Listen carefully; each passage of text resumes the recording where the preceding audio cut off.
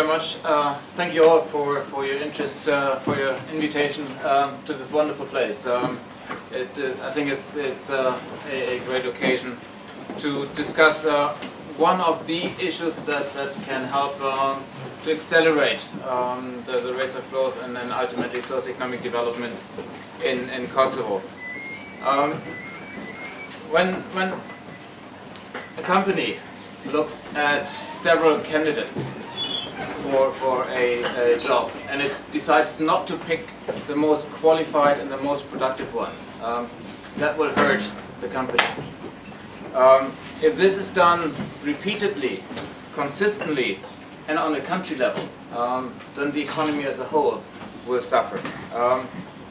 And clearly any bias against whether it is a gender, an ethnic, linguistic, religious or any other minority will make the economy and the society as a whole poor. Poor morally, but also poor economically. Kosovo has, in many instances, I think, a relatively good starting point in the sense that there are two pieces of foundation that should help going forward. The one is that the constitution, that the legal framework is such that there is no discrimination allowed under the law, that the constitution does not contain any restrictions, that the laws support that, that there's equality guaranteed before the law.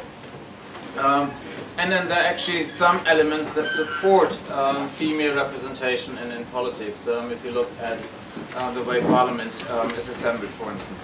And secondly, and we will discuss that probably a bit later on, we have now labor force statistics that clearly distinguish the successes and failures by gender. So we can see what works and what doesn't work and what works over time. And if you look at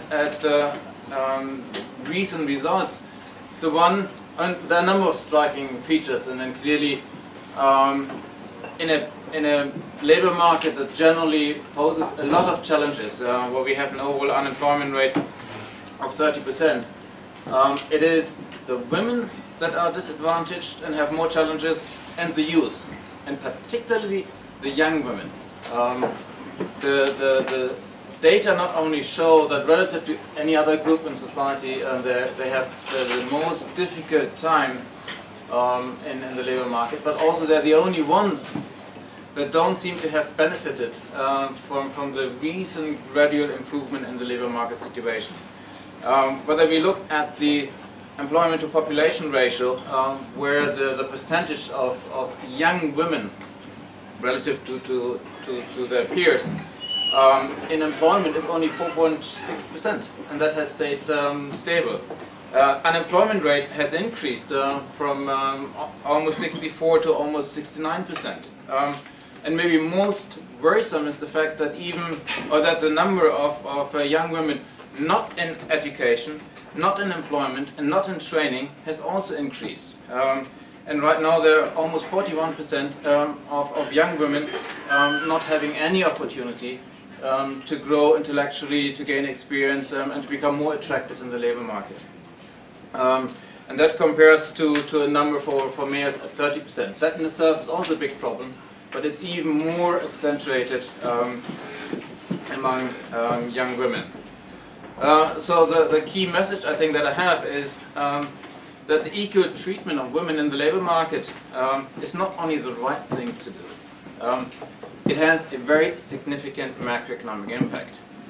If a qualified woman is denied employment and excluded from active labor force participation for reasons other than her qualifications, skills and talents, the outcomes generated by substitute entrepreneurs or substitute employees will be a whole lot worse than they could have been. And if we add it all up, that will generate a situation where the economy as a whole, where society as a whole cannot develop as quickly, as dynamically as otherwise would have been the case. Kosovo certainly cannot afford not to take full advantage of the talent, the skills, that it has among its female population. So going forward, I think it is a very critical, not only social policy, but economic policy priority to look at what are among the multifaceted layers of gender-specific disadvantages that women face that need to be addressed. There are, of course, a number, and I won't mention all of them,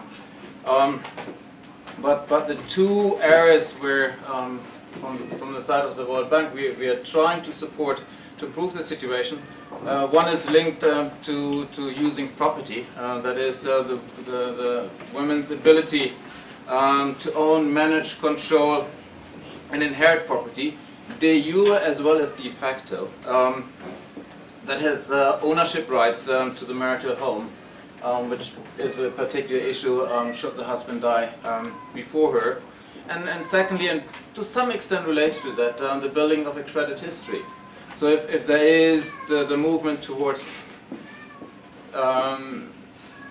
becoming an entrepreneur, that is critically important. To have the property titles to be used as collateral, and be a potential client for the bank in her own right. So on that point, the reform agenda going forward probably has to look at two major pillars as far as I see it. One is the focus on women's access to economic opportunities, which includes then land titles, innovation grants, which have been introduced in the agriculture sector, affecting women particularly, and then female-owned farms in the rural areas. The challenge particularly pronounced in higher secondary education, to make sure that, for whatever reason, the dropout rate of female students is reduced, and not least to support development of creating a female-to-female business network. There are so many networks that women, those that have made it, and there are successful female entrepreneurs, successful farmers. There are groups that have been created, and I think to foster those networks is equally important to gain information, to have access to particular networks where otherwise they might not be included. And I think the other very big part of a reform agenda is linked to family responsibilities, which still fall on female shoulders to a disproportionate extent. And that includes childcare and elder care as two particularly important elements of that. And then here one would have to look at the supply, the accessibility, the affordability, and the quality of child and elder care, and then possibly find a way that, because they always come with certain cost, whether some of these expenses might not become tax deductible in order to facilitate the ability to access those services that are relatively expensive relative to the average income being made here. A number of fruits for thought. Clearly none of them is a full answer to any of that, but it is, in short, a priority that Kosovo cannot afford not to pursue if the ultimate objective is to accelerate growth, generate jobs, economic opportunities for society as a whole. Thank you very much.